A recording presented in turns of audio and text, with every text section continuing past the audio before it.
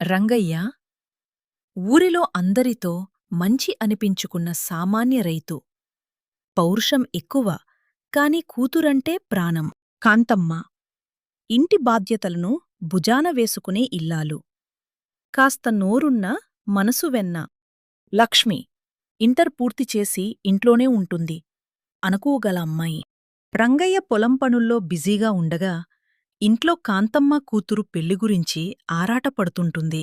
ఆ కాలంలో పెళ్లి సంబంధం వచ్చిందంటే ఊరంతా ఒక పండుగలా ఉండేది. బంధువుల రాకలు, పిండి వంటల వాసనలతో ఇల్లు కళకళలాడుతూ ఉంటుంది. పక్క ఊరి నుంచి ఒక మంచి సంబంధం వస్తుంది.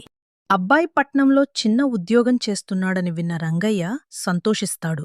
పెళ్లిచూపుల ఘట్టం, మొహమాటాలు, లక్ష్మి సిగ్గుతో కాఫీ కప్పు పట్టుకుని రావడం వంటి సన్నివేశాలతో సాగుతుంది.